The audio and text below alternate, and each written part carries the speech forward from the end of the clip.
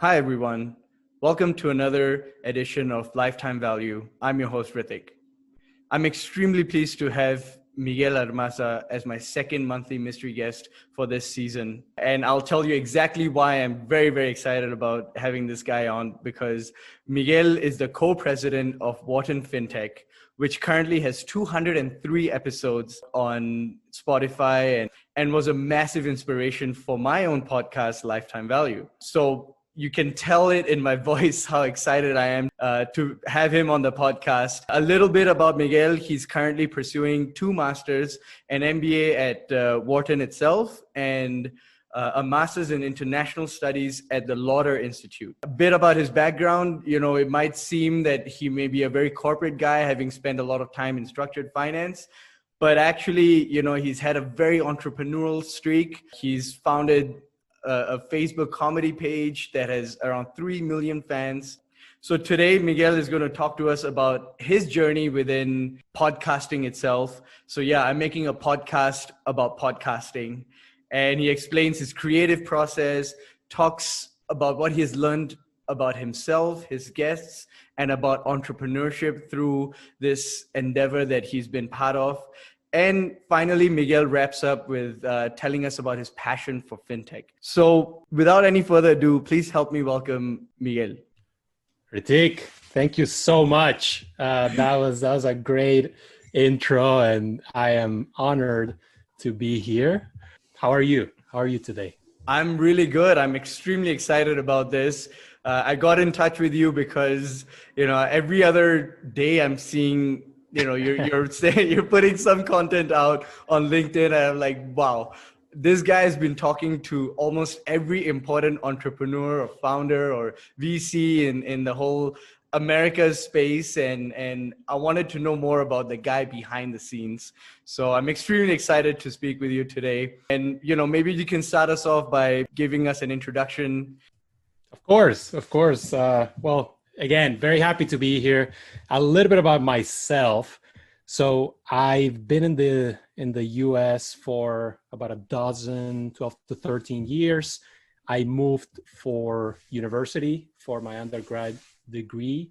Mm-hmm. And I really moved to pursue something within business. I wasn't sure what was that going to look like or where was I going to end up. And, as things work, eventually I ended up in New York City, mm-hmm. working for a large bank for one of their big rotational programs. Mm-hmm. Really, I think it really suited my personality, because I've kind of grew up all over the place, and I don't know, every 2 to 3 years I get an itch to do something different. And that doesn't always mean switching jobs, or that doesn't always mean moving somewhere else, but I crave variety, right? Mm-hmm.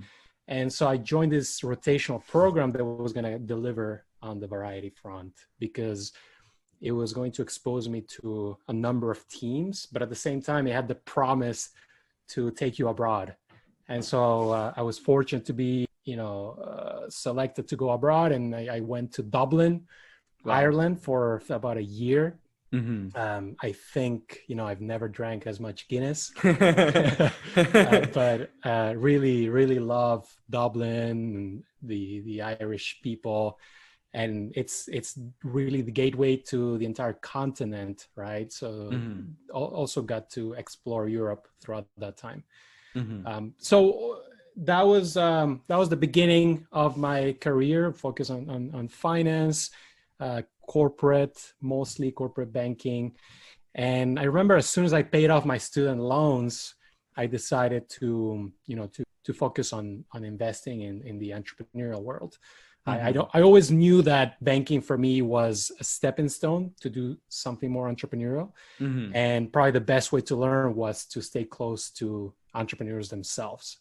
Right. So over time, started to build a small portfolio that became not so small, after a few years. And, mm-hmm. Applying to Wharton for me was really the perfect gateway to make that switch and get out of banking, but still stay within the financial sector, mm-hmm. right? Fintech is something I've been passionate about since, you know, I really can't tell you since when, but it's been a number of years.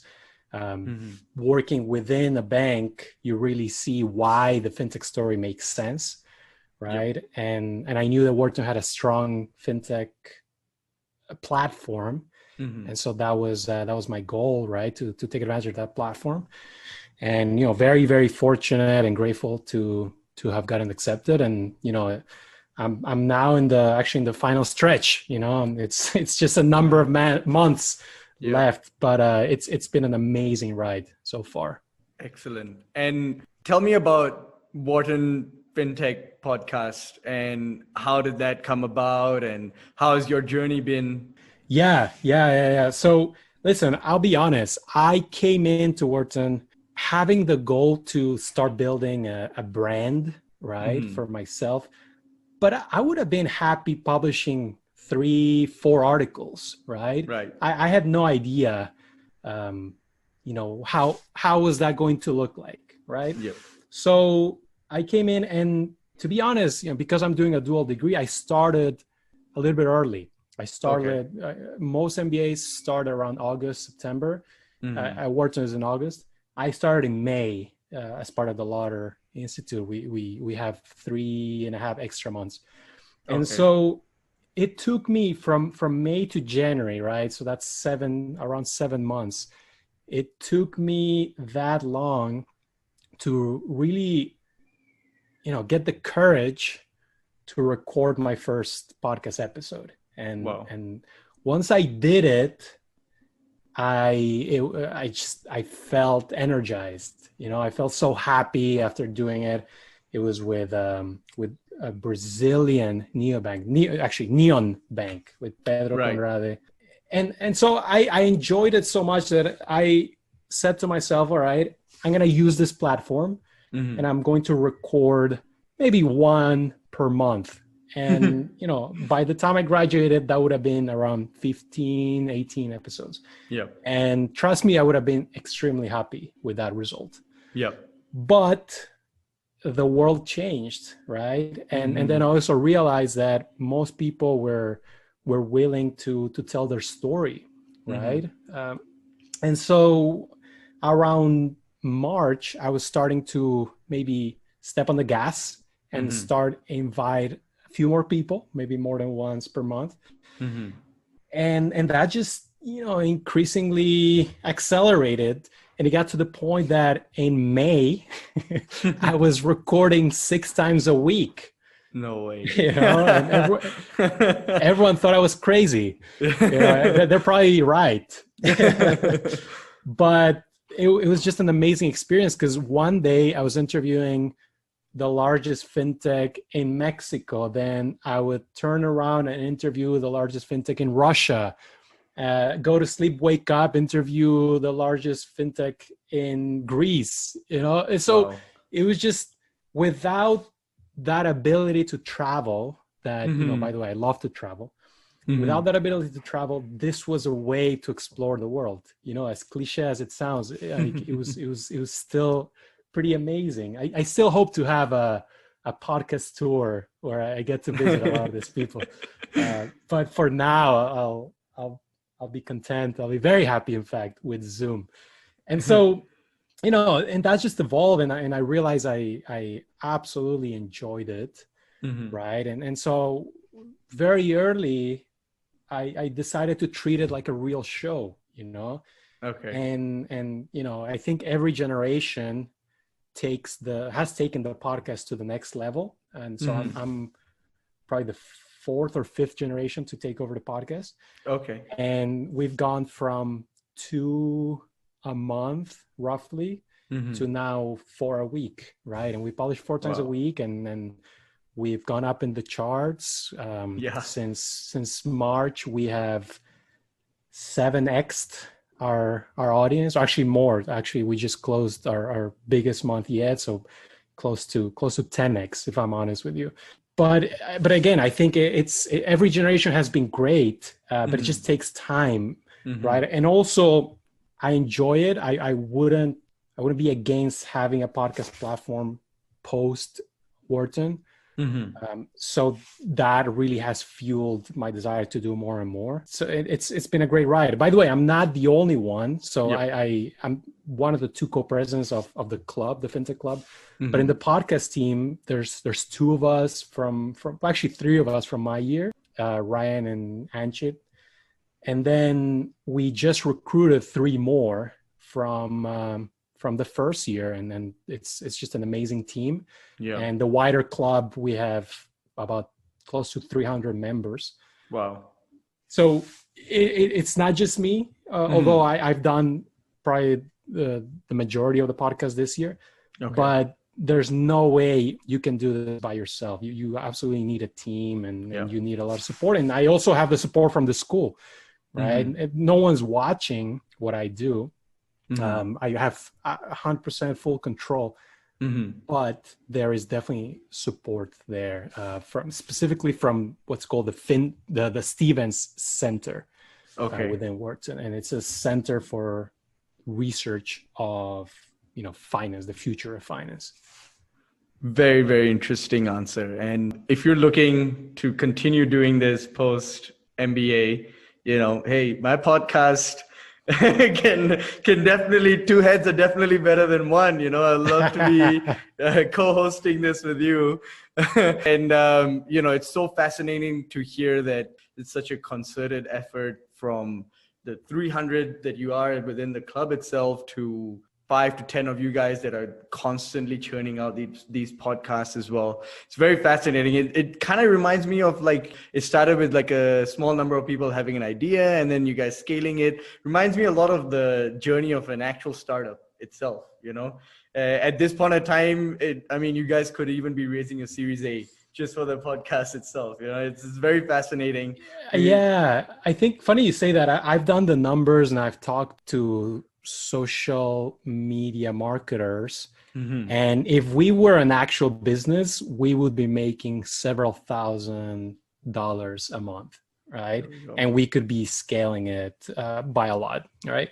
Yeah. But the beauty of it is that it's a labor of love, right? No one's getting paid for this. And I think that's what makes it better. Everyone who's doing it is doing it for genuine reasons, right? It's almost like in the US, right? There's college football or college basketball, and then there's professional ones. And a lot of people prefer the college version because they feel there's more passion and it's more genuine. There's no money per se involved, or at least not as much, right?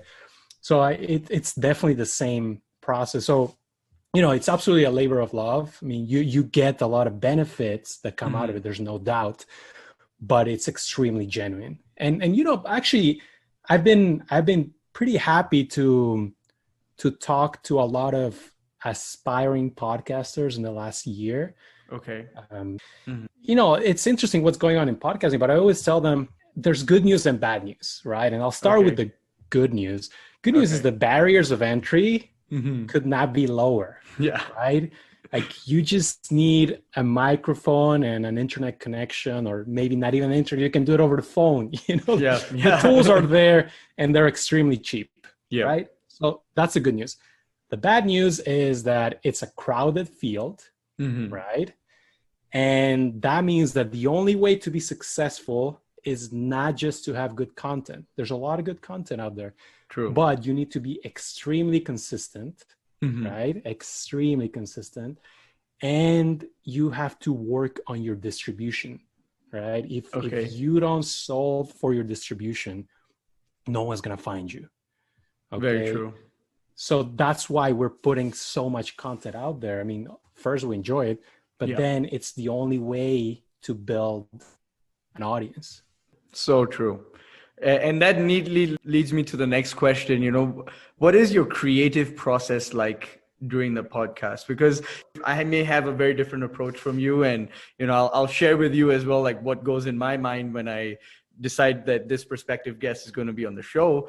But considering you guys are interviewing so many different entrepreneurs, all of whom are extremely interesting, you got to build a rapport, etc. How do you go about doing that? Well, I think there's a base that has to be there, some some fintech knowledge that you have to have, Mm-hmm. right? If your podcast is not in fintech, but it's in tennis, right? You have to have some previous knowledge in tennis, right? So I think that base is crucial, right? Okay. But assuming you have that base for whatever area you're focusing on, once you book a guest, and the way I approach it, you have to understand their company, right? You have to understand the landscape that they play in, right? So if it's a credit company, then you have to understand, what they're all about, who are the competitors, right? What are some of the major events that they've had recently. So you have to do sort of a mini deep dive on the company, on the founder, right? You also have to be aware of, how some events can connect to them, because that will help you craft better questions. I think a lot of these people who are coming on the show, I'm definitely not their first interview, right? They've done, sometimes they've been on Bloomberg, sometimes they've only done a couple of podcasts, right? It ranges, but there's definitely, that element that they've already been interviewed. So for the interview to be interesting for them and for the audience, you have to find a way to ask unique questions, right? They want, not all the questions will be unique, okay? Sure. But you got to have a few, right? And you will only come up with those if you do your research. And for me, it's not about preparing for a single interview, right? It's about preparing constantly for the entire fintech landscape. So I'm talking to people involved in the industry one way or another every day, okay? And so that helps me inform my question to the next interview, right? That maybe has nothing to do with the person I talked to 2 hours ago, but still there's a connection there. So I think understanding the industry is more important than understanding the company. So first you understand the industry, and then you do a mini deep dive on the company and the guest. Okay. And also, like, fintech is a very big ecosystem, right? That's not a secret. So we try to talk to founders or investors that have some track record, right? Because if we focused on seed or even Series A companies, it'll be much harder to pick who to interview. But if we go Series B and beyond, that makes our job a little bit easier. It's a balance, interesting things, but also things that the audience is interested in, right? So, we've had some exceptions, and we've had a number of seed and Series A companies, but for the most part, we prefer someone with meaningful track record. Something that's extremely important for the process, you have to get to know the person. It's so much better if you have schedule a call ahead of time where you get to know them, right? So making them feel comfortable is crucial. It's crucial. And I've had interviews where we don't have that, and we start recording in minute 5 of our first call. And it takes me 15 to 20 minutes to make them comfortable. So the first half of the interview would not be as good as the second half. And, that's okay. I mean, these are extremely busy executives.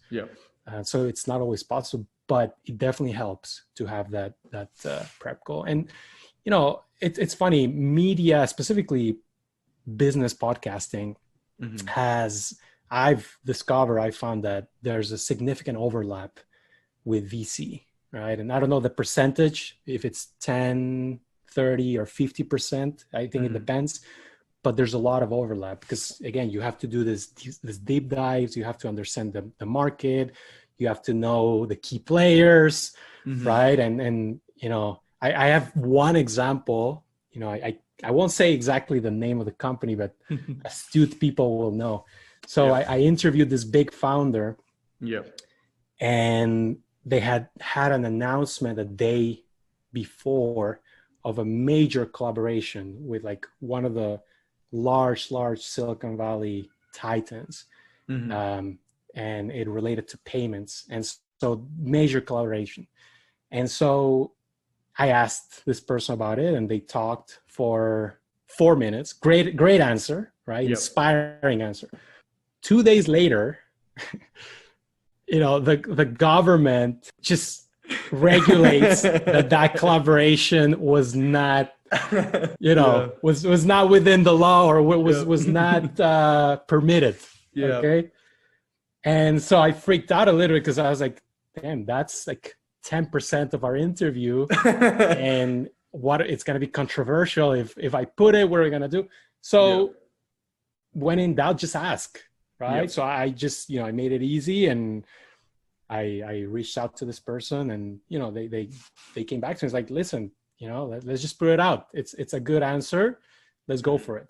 But if I wasn't following the industry every day, I could have missed that. Yep. Right.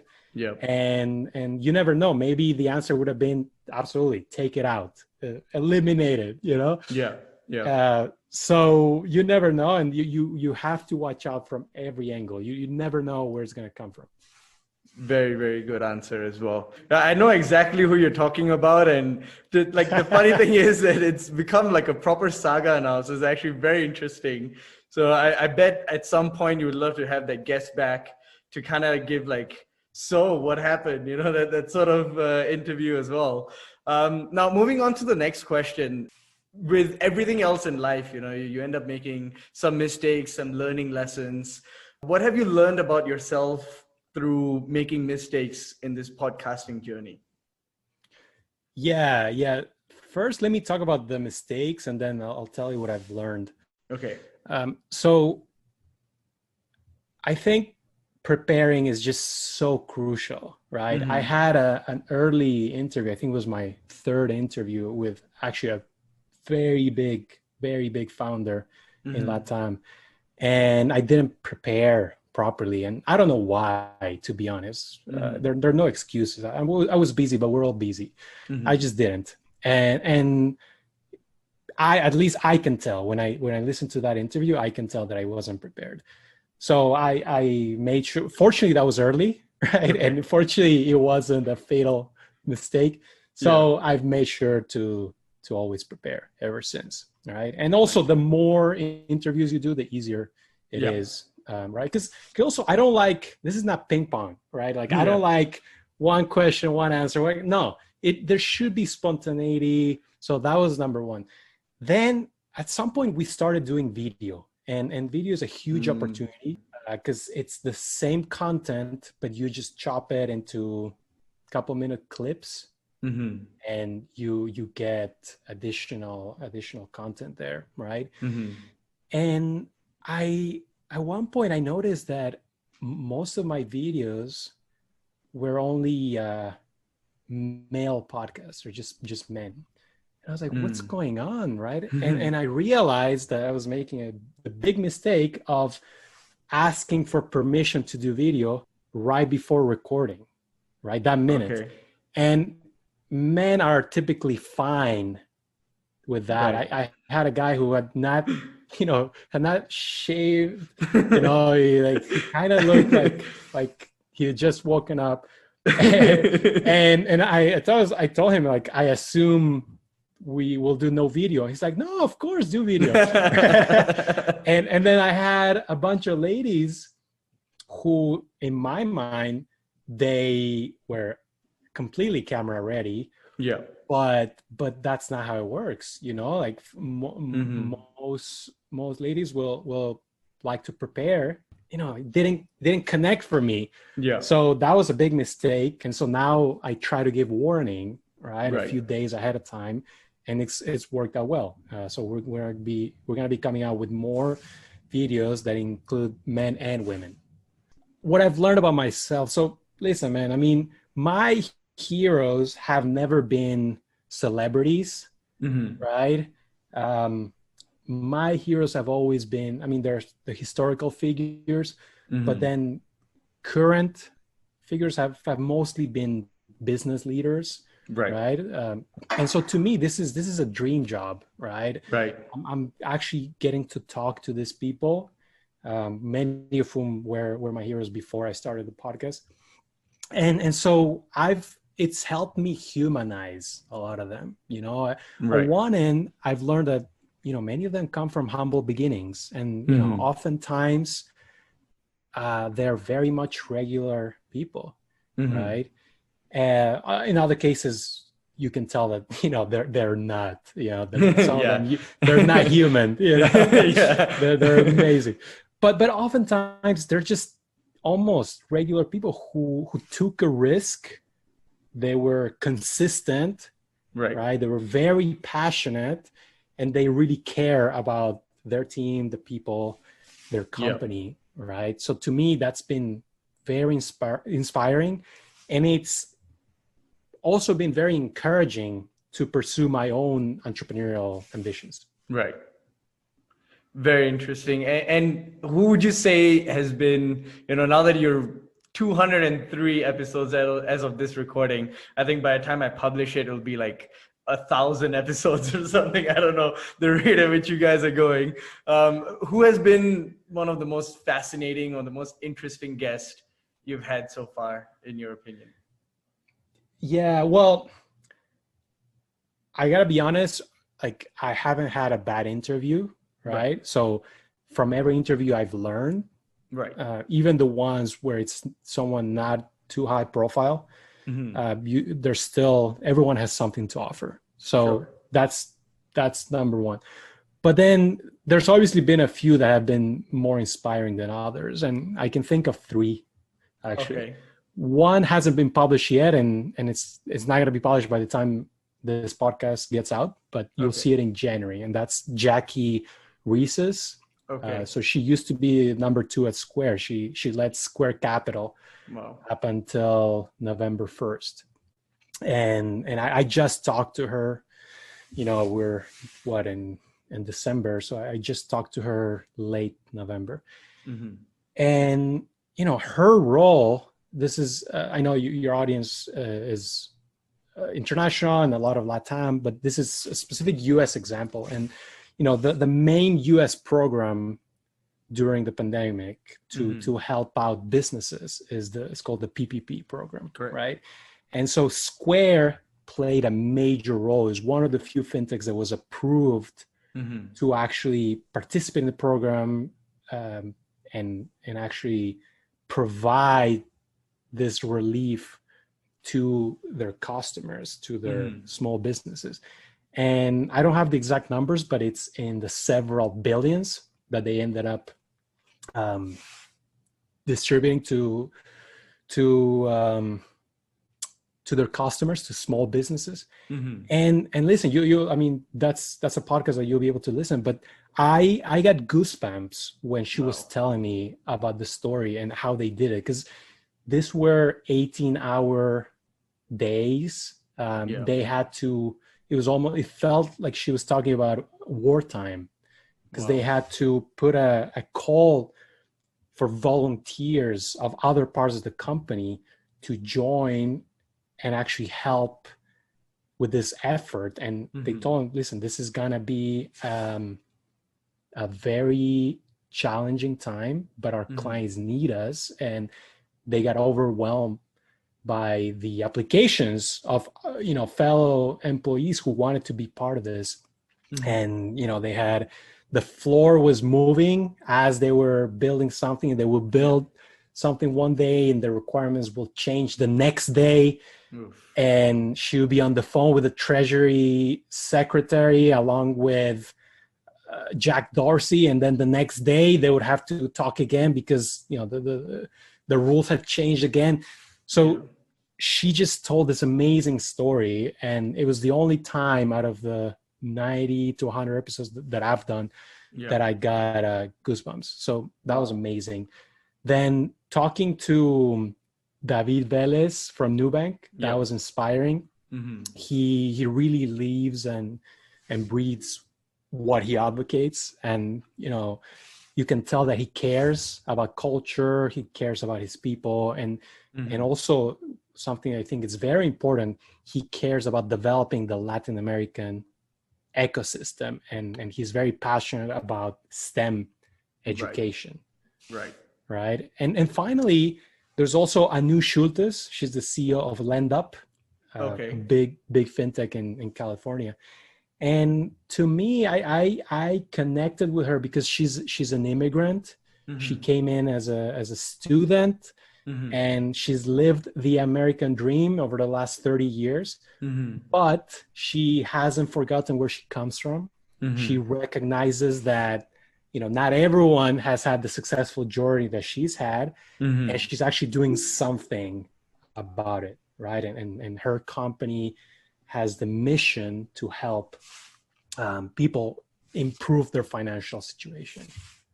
Amazing. I mean, I'm getting goosebumps right now. That's that is spectacular, and you know, the way you are talking about it, you know, already makes it so worthy of listening. So all my listeners who are definitely going to be checking into this podcast, you know, you should definitely look into WhartonFintech if you haven't already. And like the next thing I wanted to ask you, you know, was Miguel himself. You know, you've had such a very diverse sort of background where, you know, you've worked in banking, etc., but you've had this sort of inventing a comedy page on Facebook with like millions of followers, doing this podcasting, your passion for fintech. You know, what drives you? What gets you out of bed in the morning? And what is next for your professional journey? It's a good question, and it's, I guess that's a moving target. You know, you ask me in a few years, and it might change slightly. Sure. But what I do know is that throughout my life is being able to share any sort of success with my family and my loved ones, right? That is truly something that drives me, and it's something very rewarding. Right? Number two, listen, I mean, what I love about podcasting is the fact that you have a very direct and immediate impact on a lot of people. So we often get emails or messages through multiple platforms of people who listen to the podcast and get inspired and hopefully motivated to continue doing good. Right. And that is truly inspiring. Every time I get one of those and maybe I'm feeling a little bit lazy, I just like start working even harder. Right? So I really love those. And that ties to, you know, having a positive impact. I grew up moving around the world, and I saw a lot of governmental systems, and I saw a lot of structures in many different countries. But one thing that was clear to me was the power of capitalism when done right, when done responsibly, right? So to me, you know, responsible business can have a very positive impact on society and actually make the world a better place. There's no doubt in my mind. So being able to contribute, right, to that ecosystem, to me, that matters. And that's why I think, you know, it's really tied to my next step. So my next step is going to be still in fintech. Hopefully there'll still be a media angle, and you know, I'm excited about that. But the main goal for me is VC, venture capital investing, right? For fintech in the US and in Latin America, right? So nice. I have two partners, and we've co-founded a fund called Gilgamesh Ventures. We're super excited. Already made a few investments, and you know, we have big ambitions, right? And it's my small contribution to the ecosystem. I believe in the ecosystem in the US, but I'm also very bullish and what's going on in Latin America. And listen, when I came to this country for the first time, I was inspired by just the ecosystem, just this impressive ecosystem for entrepreneurs. Right. And so if I can take some of that back to Latin America, I'll be a very happy person. And that doesn't mean capital alone. Sometimes it's not even capital. Sometimes it's access to resources, Sure. and resources can take many shapes. Yeah. What a profound answer that was. And, I kind of feel like perhaps because both of us are immigrants, we share that sort of very singular drive to kind of do it because of the sacrifices most of the time, like our family made to get us to where we are. That is an absolute sort of baseline motivation that, constantly drives me. And that was so well said as well, to sort of give back whatever you have learned. Amazing answer. Now, moving to the next section of payback period, where the guest asks the host a question. What question it's my turn. For me? Yeah. Yeah. So, I mean, we've talked before, and I know that you moved from Singapore to Mexico City. Yeah. Two vastly different places. Yeah. Right. Each one's special in their own way. Yeah. But I know that you experienced some culture shock. Yeah. And I would have been surprised if you hadn't. Right. Now, you've been in Mexico for a number of years. Do you think that if and when you go back to Singapore, do you think that you're going to experience some perhaps reverse culture shock? Yeah, absolutely. I mean, I've been going back almost once a year to see my parents, etc. And even then, I kind of get this massive like, whoa, I'm not used to this anymore. Like right off the bat, the level of efficiency in Singapore versus the lack of efficiency in Mexico at times. and they're both special in their own ways. And initially when I came to Mexico, I was like, oh, if I just do X, I know Y will happen. But normally you have to do X1, X2, X3 before Y can happen. And, you learn to sort of understand that, there's guidelines and then how it's actually done, that sort of thing. And in Singapore, sometimes where I get like proud in that sense when I go back and then I want to do something and it's done very quickly. Like just as a very direct example, I have to renew my passport, but then they have to send it all the way to Mexico. That process took less than 5 minutes.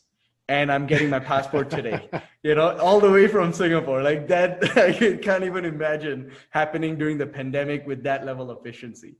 So that is one. And the other is, Singapore is a way bigger melting pot than Mexico. I kind of feel like Mexico City has become a lot more cosmopolitan, even in the 5 years that I've been in the city. But it's just the amount of different languages, the kind of different cultures that you experience almost on a minute to minute basis in our food, in the way we talk, in the way we socialize. That sometimes can be a bit of a reverse shock, even because I'm so used to like just being with Mexicans or just speaking Spanish or something like that. So that those two are the two main big things where I'm like, it is a bit of a reverse shock for sure. Great question. Yeah, man. I mean, I've moved around the world and yeah. The reverse culture shock is real. There's no doubt about that. I can imagine. And I also love that you are active in the stand-up comedy space. Yeah. Right. And that is something that's not easy. In fact, we recently on the WhartonFintech podcast, we just had Eric Satz, who said stand-up comedy is harder than raising money for startups or VCs. And, that says something because he's a serial entrepreneur. Yeah. How would you describe your Mexican audience versus maybe a US or Singaporean audience? Yeah, that is such a good question as well, because on the surface, people may think as long as you can make a joke and it's funny, the audience doesn't really matter. And there is, I would say like 50% of the way I approach my stand-up is reading the room, reading the audience. If I understand that, okay, this is the type of audience, I know exactly how to structure my set, which jokes I should do first, have them in the palm of my hand so I can continue making them laugh.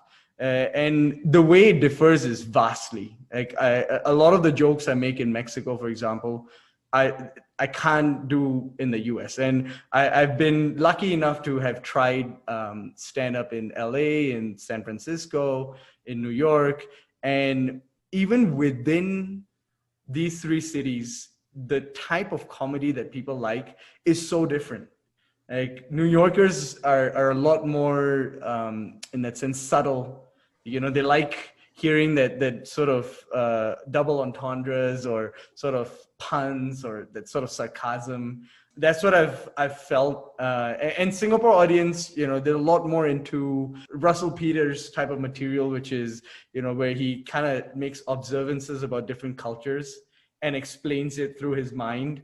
That's what I felt. And Mexico is, you know, perhaps the lack of that melting pot. And the jokes that really kill in that sense for me are me as a confused foreigner trying to make sense of Mexican culture and just telling them that, why do you guys do that? And they kind of go like, wait, I didn't think about that. And then sort of making them laugh through that. So I even go as far as not doing my stand-up in Spanish, so that the guy doing it in English drives the point, even though half of the joke may be in Spanish, but I approach it as a foreigner. So yeah, that has been sort of a very interesting experience, because initially I used to just think, as long as I have a joke that's funny, I should be able to tell it wherever, which is not really the case. Yeah, well, in many ways, comedians are the philosophers of our time, and I really think like some of them are brilliant, and you know, like sometimes the comedian is funny on stage, but they have a very tragic personality. True. I don't think that's the case for you, but you know, they are, because they're observant. True. Of the good and bad of society, and you know, I'm a huge fan of comedians. So next time we're in the same town, yes, crashing one of your shows. Please do. But the good thing is that, you know, this pandemic has given a lot of material for me to write. So I hope once things even semi-open, you know, I'll be rushing down to the stage. So for sure, come by. And well, Miguel, it's been such an amazing time talking to you today, and I wish we could continue recording for longer and longer. But before we wrap up, you know, would you like to give some final parting thoughts, some final advice for people who might want to get into podcasting, who might want to get into fintech, or even from the MBA angle, if that's something you'd like to tell people? Yeah. Well, first of all, I mean, it's been my pleasure, and I've really enjoyed this. And sorry, we went longer than we had planned. No, this is, you know, that's the beauty of a great interview. You know, time flies when you're having fun. Yeah, but I mean, for people looking to get into podcasting or just any sort of project, listen, it's not easy unless you truly enjoy what you're doing. Right. Yep. I've started, like I told you, I've started recording at the beginning of this year, and I've only gotten busier and busier. And like, I don't even know what day of the week it is oftentimes. Right. But that's okay, because I truly enjoy it. It's very genuine. It's from the heart. And that ties to, you know, a better audience, increased numbers. So it just requires you to be very passionate about it. And this is even for a small project, you know, if you're going to do it, you're going to have to be consistent, and you're only going to be consistent if you truly love and are interested in what you're doing. Right. So just, if you start something, make sure that, you know, it's a labor of love. Right. Yep. Even if you're getting paid, if it's a labor of love and you're getting paid, then that's the dream. Correct. Right. That's really something that I've seen that works. And this is for small and large projects, right? I mean, when you talk to unicorn founders, and it's the same story, right? They tell you a very similar story, and then they have 3,000 people reporting to them. And for a small podcast, it's the same thing, right? You just have to be very passionate and truly love the process. Amazing. Great advice. And if somebody would like to get in touch with you, would you like to share your information with our listeners? Absolutely. They can find me on Twitter or on LinkedIn. My full name, Miguel Armaza, and you can add the links on the show notes. Sure. And yeah, just send me a message. Absolutely. Well, thank you so much again for your time today, Miguel. It's been such a pleasure. And I hope I have you back on the show again when you're VC mogul or a media mogul. you get to tell us about your success as well. Listen, Ritik, congrats. And, we'll be talking a lot more, I have no doubt. Absolutely. Thank you so much. And this was Lifetime Value.